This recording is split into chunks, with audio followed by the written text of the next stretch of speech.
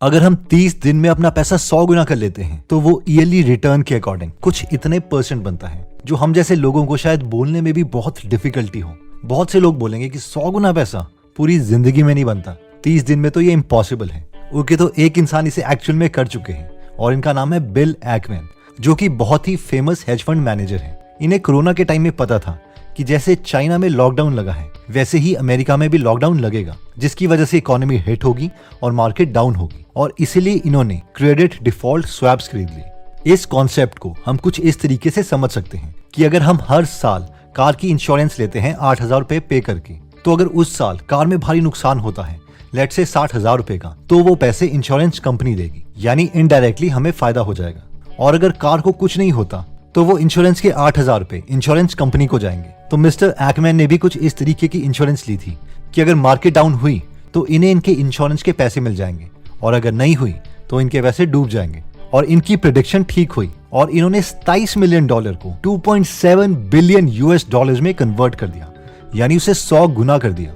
लेकिन bill Ekman यहाँ भी नहीं रुके। जब मार्केट अपने सबसे बॉटम में थी तो उन्होंने इन पैसों को यूज करके अपनी फेवरेट कंपनी के शेयर्स खरीदे, जैसे कि स्टारबक्स एक्सेट्रा, क्योंकि इन्होंने कहा कि इस वक्त मेरी फेवरेट कंपनी के शेयर्स मुझे सबसे सस्ते प्राइस में मिल रहे हैं। और इस स्ट्रैटेजी से इन्होंने अपने इन्वेस्टर्स के लिए बहुत ही ज्यादा प्रॉफिट कमा के दिया।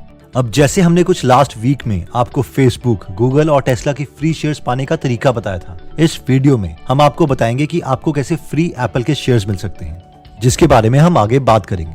वैसे कई लोगों ने बिल को बहुत क्रिटिसाइज भी किया, क्योंकि लॉकडाउन से पहले CNBC में आके इन्होंने एक इंटरव्यू दिया जिसमें उन्होंने कहा दुनिया अभी हेल में जाने वाली है और ट्रंप को पूरे देश में ताला लगा देना चाहिए, क्योंकि अगर लॉकडाउन नहीं होता तो इन्हें फायदा भी नहीं होता। There's a tsunami coming, right? The tsunami is coming and you feel it in the air. अब मोस्ट प्रोबेबली हमारे मन में ये सवाल जरूर आ रहा होगा कि ये तो highly educated hedge fund manager हैं जो खुद के नहीं बल्कि दूसरों के पैसों को इन्वेस्ट करते हैं। हमें तो कोई रॉ एग्जाम्पल चाहिए, कोई हमारी तरह मिडिल क्लास आदमी जिसने पैसे कमाए हों, ताकि हम भी फ्यूचर में उनके एग्जाम्पल्स को यूज करके उनसे कुछ सीख सकें। ओके, तो हम बात करेंगे एक स्कूल टीचर की जिनका नाम है एंड्रयू हॉलमैन। इन्होंने एक बहुत ही फेमस बुक भी लिखी है जिसका नाम है millionaire teacher, the 9 rules of wealth you should have learned in school. और साथ में मैं जोनाथन क्लीमेंट्स की book from here to financial happiness enrich your life in just 77 days book को भी समराइज करूंगा। तो let's start my dear sisters and brothers. Andrew कहते हैं कि मेरे पास कॉलेज जाने के लिए पैसे नहीं थे, इसलिए मैं हमेशा गर्मियों की छुट्टियों में एक बस गैराज में नौकरी करता था, ताकि उसकी सैलरी से बाद में अपने कॉलेज की फीस दे सकूं। वहां पर सब मुझसे बहुत ही बड़े एज के थे, वो 30s में थे और मैं 19 साल का था। तो एक दिन वहां पर एक एम्प्लॉय एंड्रयू के पास आया और उसने कहा, सुनो, अगर तुम्हें कभी भी पैसे से रिलेटेड कोई भी सवाल पूछना हो तो यहाँ पर एक मैकेनिक है, वो बहुत अच्छा है पैसे से रिलेटेड, उससे तुम कुछ भी पूछ सकते हो। एंड्रयू ने कहा, मैकेनिक? एक मैकेनिक मुझे बताएगा? इस पर वो आदमी हंसा और उसने बोला, ये इंसान एक मैकेनिक की सैलरी से मिलियनेयर बन चुका है। तो एंड्रयू उस मैकेनिक के पास चले गए और उनसे पैसे मैनेज करने के बारे में पूछने लगे।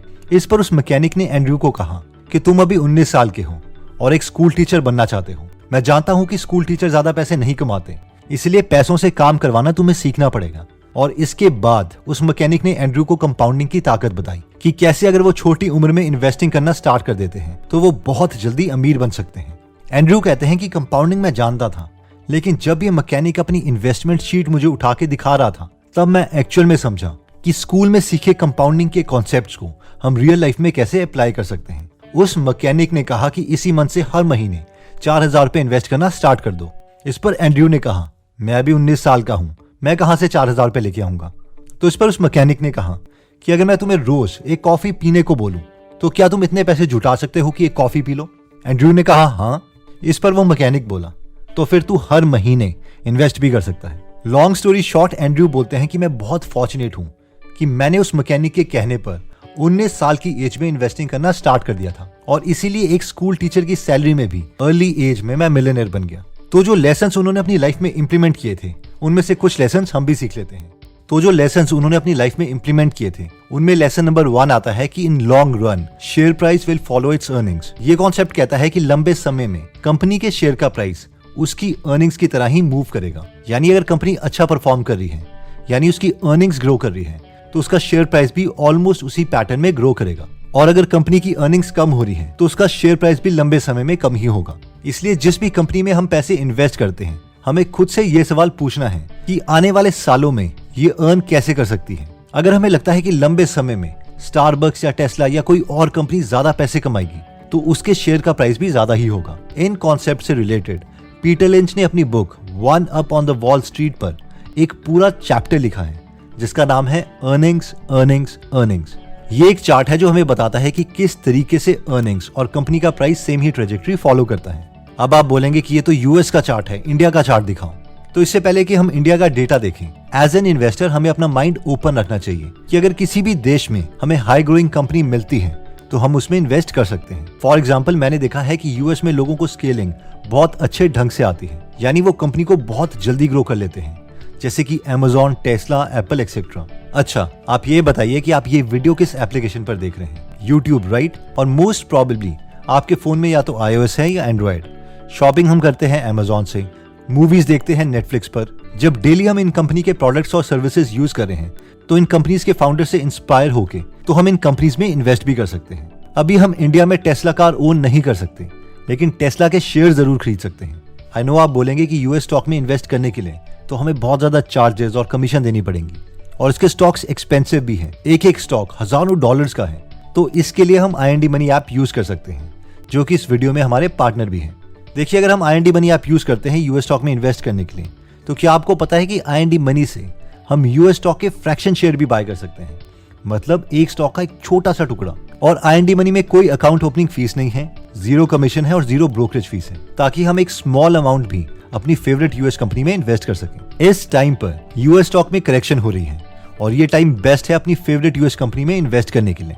और IND मनी अभी हम सबको एप्पल के शेयर्स बिल्कुल फ्री दे रहा है। तो फ्री एप्पल शेयर्स के लिए हम डिस्क्रिप्शन में दिए गए लिंक पर जाके IND मनी एप्लीकेशन डाउनलोड कर सकते हैं, या फिर अगर हम प्ले स्टोर या ऐप स्टोर से IND मनी एप्लीकेशन जब डाउनलोड करेंगे तो वहां पर हम गीगल एप्पल कोड साइन अप के वक्त डाल सकते हैं और एप्पल के फ्री शेयर्स हमें रिवॉर्ड सेक्शन में दिख जाएंगे। इसके बाद लेसन नंबर 2 आता है, जो कहता है if you can not beat the market at least match the market. ये पॉइंट कहता है कि अगर हम मार्केट को बीट नहीं कर सकते तो कम से कम हम उसे मैच तो कर लें। फॉर एग्जाम्पल, ये यहाँ पर निफ्टी 50 का ग्राफ है। अगर हम 3 इन्वेस्टमेंट कंसिडर करते हैं, इन्वेस्टमेंट A जो कि निफ्टी 50 में की गई है, इन्वेस्टमेंट B जो बैंक में की गई है, और इन्वेस्टमेंट C जो इंडिविजुअल शेयर्स खरीद के निफ्टी 50 को बीट करने के लिए की गई है, तो इन्वेस्टमेंट C सबसे ज्यादा रिटर्न दे सकती है, लेकिन सिर्फ उन इन्वेस्टर्स के लिए जो काफी इंटेलिजेंट हैं।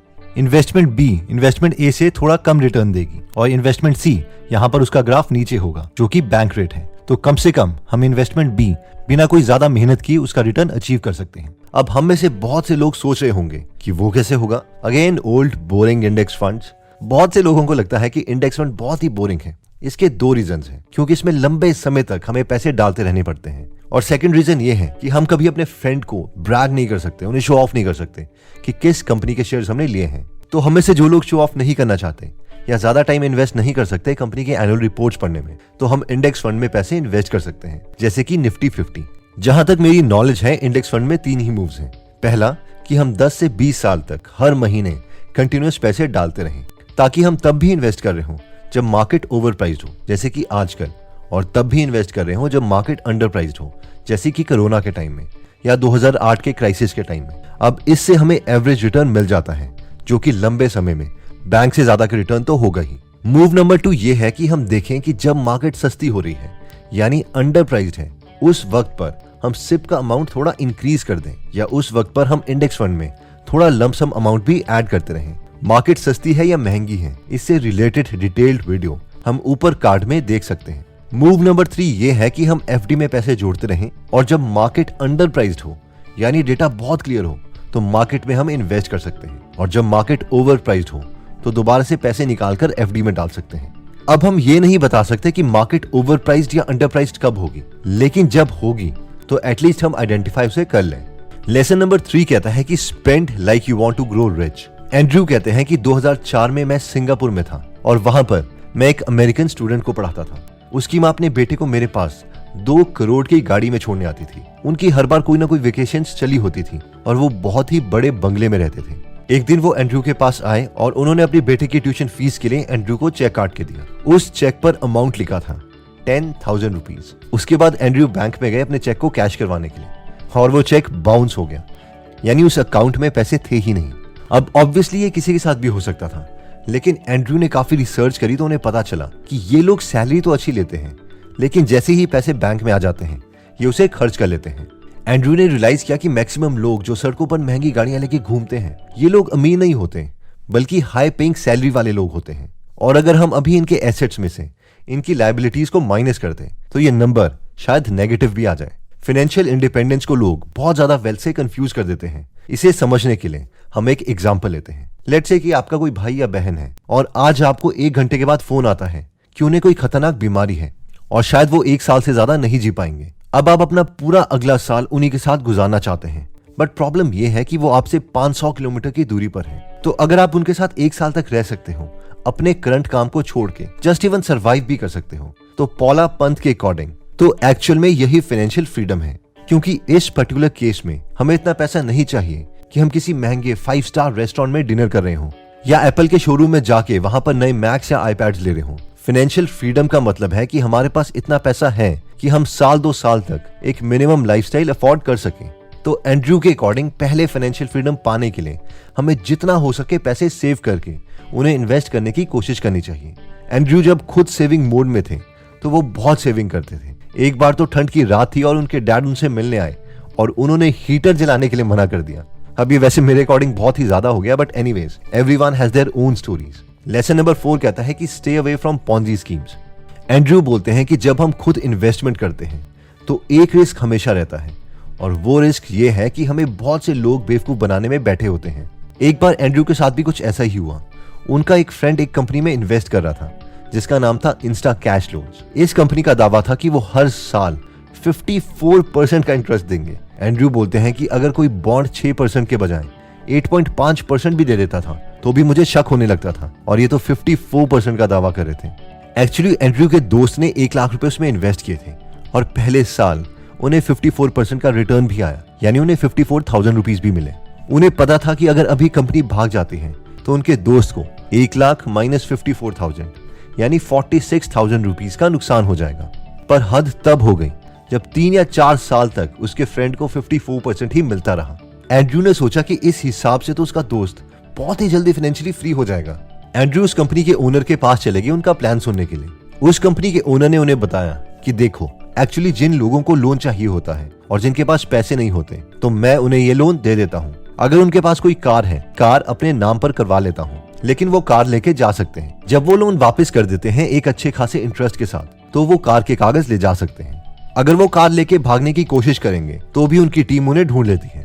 एंड्रयू फिर भी 1-2 साल तक रुके रहे। जब उनके बाकी दोस्तों ने भी इंस्टा कैश कंपनी में इन्वेस्ट करना स्टार्ट कर दिया तो उनसे भी रुका नहीं गया और फाइनली उन्होंने भी इसमें इन्वेस्ट कर दिया, और कुछ ही महीनों के बाद इंस्टा कैश सारे पैसे लेके भाग गई। इन शॉर्ट एंड्रयू के पैसे डूब गए। तो लर्निंग्स ये है कि बी वेरी वेरी केयरफुल। दोस्तों, इस वीडियो में हमने टोटल 4 इंपॉर्टेंट लेसन्स देखे थे। लेसन नंबर 1 था कि लंबे समय में एक कंपनी का शेयर प्राइस उसकी अर्निंग्स को ही रिफ्लेक्ट करता है। लेसन नंबर 2 था कि if you can not beat the market at least match the market, यानी मार्केट जितना रिटर्न तो ले ही लो, और इसके लिए हम इंडेक्स फंड में इन्वेस्ट कर सकते हैं। लेसन नंबर 3 था कि spend like you want to get rich, यानी ज्यादातर लोग जो रोड में महंगी गाड़ी चला रहे हैं वो हाई सैलरी वाले लोग हैं, और अगर हम इनकी लायबिलिटीज, इनके एसेट से हम माइनस कर दे तो हो सकता है कि ये नेगेटिव नंबर भी आ जाए।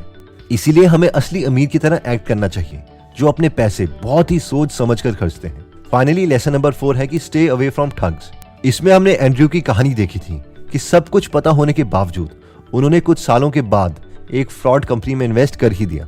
दोस्तों, हम IND मनी एप्लीकेशन डिस्क्रिप्शन में दिए गए लिंक से जाके डाउनलोड कर सकते हैं और एप्पल के फ्री शेयर्स क्लेम कर सकते हैं। Remember the code giggle apple. दोस्तों, अगर आप इन्वेस्टमेंट से रिलेटेड और अमेजिंग बुक समरीज सुनना चाहते हैं, जैसे कि psychology of money, rich dad poor dad etcetera, तो आप गीगल एप्लीकेशन डाउनलोड कर सकते हैं, जहां पर हिंदी में फ्री में 180 से ज्यादा बुक समरीज अवेलेबल हैं, जिन्हें आप पढ़ भी सकते हैं और सुन भी सकते हैं।